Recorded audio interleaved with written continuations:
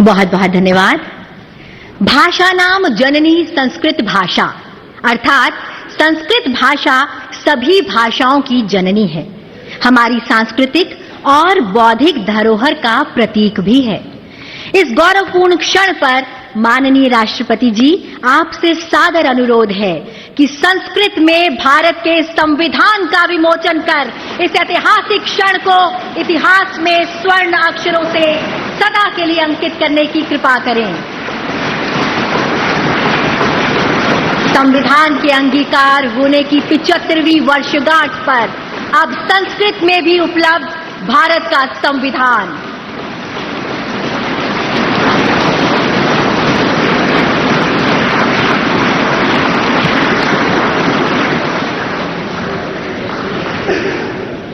धन्यवाद।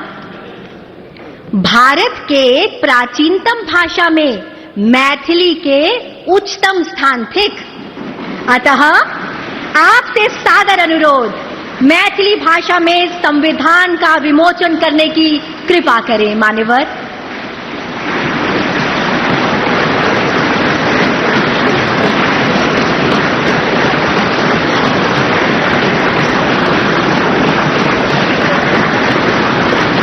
भारत की सभी भाषाओं का सम्मान और मैथिली में संविधान का विमोचन, निश्चित रूप से ये पल गौरवशाली है हम सभी के लिए। बहुत बहुत धन्यवाद मान्यवर। आप सभी माननीय विशिष्ट जनों की जानकारी अनुसार ये सभी पब्लिकेशंस लोकसभा पब्लिकेशन काउंटर पर उपलब्ध होंगी, जिनकी सूचना आप सभी को बुलेटिन के द्वारा जारी कर दी जाएगी। अब माननीय राष्ट्रपति जी, आपसे करबद्ध अनुरोध है कि आप अपने ज्ञानवर्धक शब्दों से हम सभी का मार्ग प्रशस्त करें।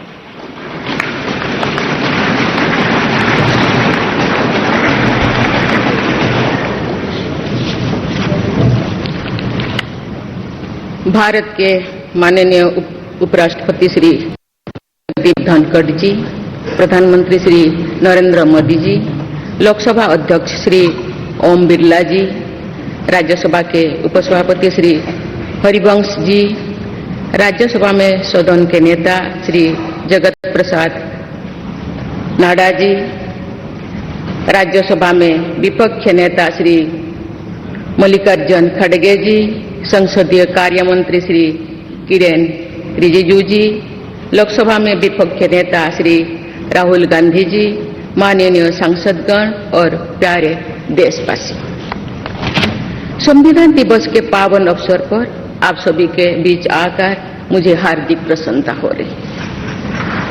संविधान हमारे देश का सबसे पवित्र ग्रंथ है। आज हम सब एक ऐतिहासिक अवसर के भागीदार भी बन गए हैं और साक्षी भी। 75 वर्ष पहले संविधान सदन के इसी केंद्रीय कक्ष में आज ही के दिन संविधान सभा ने नवस्वाधीन देश के लिए संविधान निर्माण का बहुत बड़ा कार्य संपन्न किया था। उस दिन संविधान सभा के माध्यम से हम भारत के लोगों ने इस संविधान को अपनाया, अधिनियमित किया और आत्मार्पित किया था। हमारे संविधान हमारे लोकतांत्रिक गणतंत्र की सुदृढ़ आधारशिला है। हमारा संविधान हमारे सामूहिक और व्यक्तिगत स्वाभिमान को सुनिश्चित करता है। आज कृतज्ञ राष्ट्र की ओर से मैं संविधान सभा के सदस्यों और कर्मियों को श्रद्धांजलि अर्पित करती हूँ।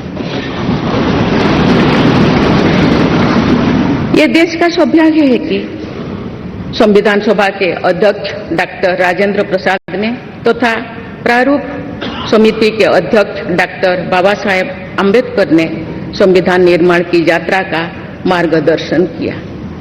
बाबा साहेब आम्बेडकर ने प्रगतिशील और समावेशी सोच की छाप हमारे संविधान पर अंकित किया है। संविधान सभा में बाबा साहेब के ऐतिहासिक संबंधों से ये तथ्य स्पष्ट होता है कि भारत लोकतंत्र की जननी है। अपने लोकतंत्र पर गौरव की इसी भावना के साथ आज हम सब इस विशेष अवसर पर एकत्र हुए। ये अवसर संविधान सभा की 15 महिला सदस्यों के योगदान को स्मरण करने का भी है। हमें उन अधिकारियों के अमूल्य योगदान को भी याद रखना चाहिए जिन्होंने नेपथ्य में रहकर काम किया। उनकी कार्यनिष्ठा ने संविधान निर्माण की प्रक्रिया को सुचारू रूप से आगे बढ़ाया। उनमें प्रमुख भूमिका श्री BN राव की थी, जो संविधान सभा के संवैधानिक सलाहकार थे। मैं संविधान सभा के सचिव श्री HBR अंगगर, संयुक्त सचिव श्री SN मुखर्जी और उप सचिव श्री जुगल किशोर खन्ना को भी उल्लेख करना चाहूंगी। माननीय सांसदगण, स्वतंत्रता के 75 वर्ष पूर्ण होने पर मैं सभी देशवासियों ने आजादी का अमृत महोत्सव मनाया। आगामी 26 जनवरी को हम अपने गणतंत्र की 75वें वर्षगांठ मनाएंगे। इस तरह के समारोह हमें अब तक की यात्रा का अवलोकन करने और आगे की यात्रा की बेहतर योजना बनाने के अवसर प्रदान करते हैं। ऐसे समारोह हमारी एकता को मजबूत बताने की तथा ये दर्शाते हैं कि राष्ट्रीय लक्ष्यों को प्राप्त करने के प्रयासों में हम सब एक साथ हैं। हमारे स्वाधीनता संग्राम के दौरान अनेक महान विभूतियों ने हमारे राष्ट्रीय आदर्शों को रेखांकित किया था। हमारी संविधान सभा में हमारे देश की विविधता को अभिव्यक्ति मिली थी। संविधान सभा में सभी प्रांतों और क्षेत्र के प्रतिनिधियों की उपस्थिति से अखिल भारतीय चेतना को शोर मिला था। संविधान सभा के वाद विवाद तथा सदस्यों के संबोधनों में हमें संविधान निर्माण की प्रक्रिया के साथ साथ अपने देश के बारे में गहरी जानकारी प्राप्त होती है। आज जिन पुस्तकों का विमोचन किया गया तथा जो शॉर्ट फिल्म्स दिखाई गई, उनमें लोगों को हमारे संविधान निर्माण के गौरवशाली इतिहास का परिचय प्राप्त होगा। एक अर्थ में भारत का संविधान कुछ महानतम मेधावी लोगों द्वारा लगभग 3 वर्षों के विचार विमर्श का परिणाम था, लेकिन सही अर्थ में ये हमारे लंबे स्वाधीनता संग्राम का परिणाम था। उस अतुलनीय राष्ट्रीय आंदोलन के आदर्शों को संविधान में अत्यंत महत्वपूर्ण स्थान दिया गया। उन आदर्शों को सुस्पष्ट और संक्षिप्त रूप से संविधान की प्रस्तावना में व्यक्त किया गया है। ये आदर्श है न्याय, स्वतंत्रता, समता और बंधुता। ये आदर्श सदियों से भारत को परिभाषित करते हैं। संविधान की प्रस्तावना में उल्लिखित आदर्श एक दूसरे के पूरक है। समग्र रूप से ये सभी आदर्श ऐसा वातावरण उपलब्ध कराते हैं जिसमें हम नागरिक को फूलते फलते समाज में योगदान देने तथा साथी नागरिकों की मदद करने का अवसर मिलता है। माननीय संसदगण, संविधान की भावना के अनुसार कार्यपालिका, विधायिका और न्यायपालिका का ये दायित्व है कि वे सामान्य लोगों के जीवन को सुगम बनाने के लिए मिलजुल कर काम करें। संसद द्वारा पारित किए गए अनेक अधिनियमों से जौन आकांक्षाओं को अभिव्यक्ति मिली है। देश के आर्थिक एकीकरण के लिए स्वतंत्रता के बाद का सबसे बड़ा टैक्स सुधार गुड्स एंड सर्विसेज टैक्स को के रूप में किया गया है। वर्ष 2018 में राष्ट्रीय पिछड़ा बल आयोग को संवैधानिक दर्जा प्रदान किया गया है। वुमेन लेड डेवलपमेंट की सोच को यथार्थ रूप देना सामाजिक न्याय के संवैधानिक आदर्शों को प्राप्त करने के लिए अनिवार्य है। नारी शक्ति बंधन अधिनियम द्वारा हमारे लोकतंत्र में महिला सशक्तिकरण के एक नए युग की शुरुआत की गई है। दंड के स्थान पर न्याय तथा अपराध के स्थान पर सुरक्षा की भावना पर आधारित भारतीय न्याय संहिता, भारतीय नागरिक सुरक्षा संहिता और भारतीय साक्ष्य अधिनियम को पारित करके सांसदों ने आधुनिक सोच को अपनाने का प्रभावशाली परिचय दिया है। ऐसे अनेक अधिनियमों को पारित करने के लिए मैं सभी सांसदों की सराहना करती हूँ।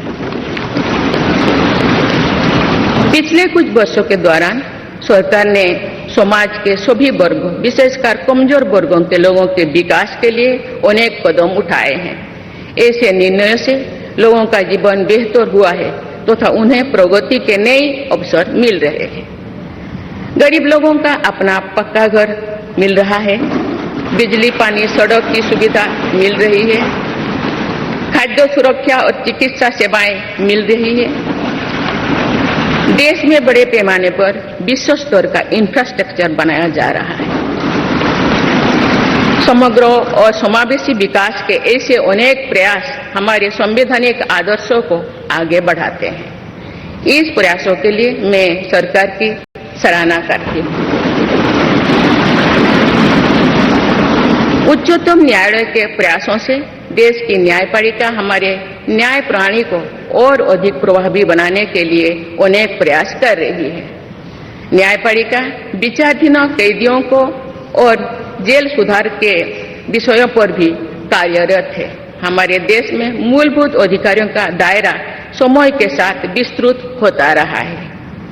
अपेक्षाकृत कम साधन संपन्न लोगों को कानूनी सहायता प्रदान करने के संवैधानिक निर्देश प्रति जागरूकता और सक्रियता बढ़ रही है। माननीय सांसदगण, कार्यपालिका, विधायिका और न्यायपालिका के साथ साथ सभी देशवासियों की सक्रिय भागीदारी से हमारे संवैधानिक आदर्शों को शक्ति मिलती है। हमारे संविधान में प्रत्येक नागरिक के मूल कर्तव्यों का स्पष्ट उल्लेख किया गया है। भारत की एकता और अखंडता की रक्षा करना, समाज में समरसता की भावना का निर्माण करना, महिलाओं के सम्मान को सुनिश्चित करना, पर्यावरण की रक्षा करना, वैज्ञानिक दृष्टिकोण को अपनाना, सार्वजनिक संपत्ति की सुरक्षा करना तथा राष्ट्र को उपलब्धियों की नई ऊंचाई तक ले जाना नागरिकों के मूल कर्तव्यों में शामिल है। हमारा संविधान एक जीवंत और प्रगतिशील दस्तावेज है। बदलते समय की मांग के अनुसार नए विचारों को अपनाने की व्यवस्था हमारे दूरदर्शी संविधान निर्माताओं ने बनाए थे। हमने संविधान के माध्यम से सामाजिक न्याय और समावेशी विकास के अनेक बड़े लक्ष्यों को प्राप्त किया है। नई सोच के साथ हम भारत को विश्व समुदाय में नई पहचान दिला रहे हैं। हमारे संविधान निर्माताओं ने भारत को अंतर्राष्ट्रीय शांति और सुरक्षा को मजबूत बनाने में महत्वपूर्ण भूमिका निभाने का निर्देश दिया है। आज एक अग्रणी अर्थव्यवस्था होने के साथ साथ हमारा देश विश्व बंधु के रूप में ये भूमिका बेखूबी निभा रहे हैं। हम विश्व समुदाय में उपलब्ध अच्छे विचारों विनम्रता के साथ आत्मसात करने के लिए भी तत्पर रहते हैं। देश की जरूरतों के मुताबिक उत्कृष्ट विचारों और पद्धतियों को अपनाने की इसी भावना का उदाहरण हमारे संविधान निर्माताओं ने प्रस्तुत किया था। संविधान सभा के दूरदर्शी सदस्यों ने हमें एक प्रेरणादायक संविधान दिया जो अन्य देशों के लिए भी एक आदर्श साबित हुआ है। संविधान सभा के अध्यक्ष और मेरे प्रतिष्ठित पूर्ववर्तियों में सर्वप्रथम डॉक्टर राजेंद्र प्रसाद ने वर्ष 1949 में आज ही के दिन अपने भाषण में एक विचार व्यक्त किया था कि संविधान को जीवंत बनाए रखना उन लोगों पर निर्भर करता है जो उसका संचालन करते हैं। उन्होंने ये भी कहा था कि कई चीजें जो संविधान में नहीं लिखी जा सकती उनका संचालन परंपराओं के आधार पर किया जाता है। उन्होंने ये अपेक्षा व्यक्त की थी कि हमारा देश आवश्यक सामर्थ्य अर्जित करेगा और समुचित परंपराएं विकसित की जाएगी। मैं पूरी विश्वास के साथ कह सकती हूँ कि लगभग 3/4 सदी के संवैधानिक यात्रा के दौरान हमारे देश ने उन क्षमताओं को अर्जित करने और आर्थिक परंपराओं को विकसित करने में उल्लेखनीय सफलता प्राप्त की है। हमने जो अनुभव प्राप्त किए हैं आने वाली पीढ़ियों को उनसे अवगत कराया चाहिए। वर्ष 2015 में सरकार द्वारा 26 नवंबर को संविधान दिवस के रूप में मनाने का निर्णय लिया गया। तब से प्रत्येक वर्ष मनाया जा रहे संविधान दिवस के समारोह से हमारे युवाओं में देश के बुनियादी दस्तावेज यानी संविधान के विषय में जागरूकता बढ़ाने में मदद मिली है। संविधान के प्रति युवाओं में उत्साह को देखकर हम सब देश के भविष्य के प्रति आश्वस्त हो सकते हैं। मैं सभी देशवासियों से अनुरोध करती हूं कि वे हमारे संवैधानिक आदर्शों को अपने आचरण में डालें, मूल कर्तव्यों का पालन करें तथा वर्ष 2047 तक विकसित भारत के निर्माण के राष्ट्रीय लक्ष्य के प्रति समर्पण के साथ आगे बढ़े। मैं संविधान दिवस के अवसर पर सभी देशवासियों को बधाई देती हूं। आप सभी को मेरा शुभकामनाएं। धन्यवाद। जय हिंद, जय भारत।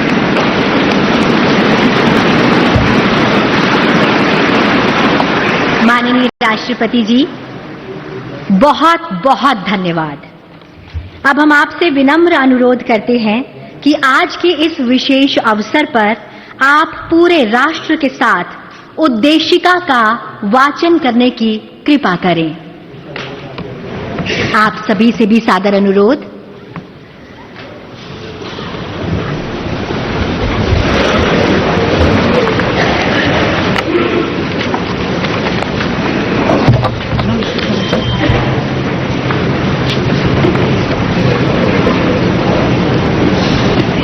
हम भारत के लोग भारत को एक संपूर्ण प्रभुत्व संपन्न समाजवादी पंथ निरीक्षण लोकतांत्रिक गणराज्य बनाने के लिए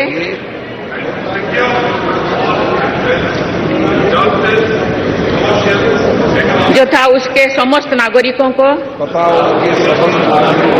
सामाजिक, आर्थिक और राजनैतिक न्याय,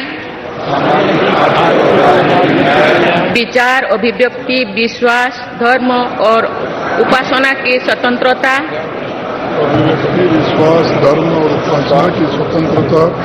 प्रतिष्ठा और अवसर की समता प्राप्त करने के लिए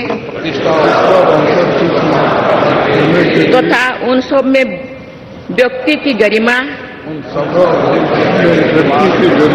और राष्ट्र की एकता और अखंडता सुनिश्चित करने वाली बंधुता बढ़ाने के लिए दृढ़ संकल्प होकर अपनी इस संविधान सभा में आज तारीख 26 नवंबर 1949 ईस्वी को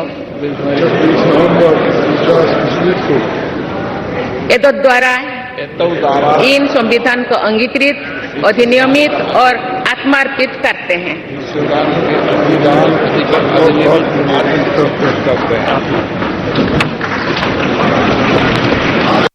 और अब राष्ट्रगान।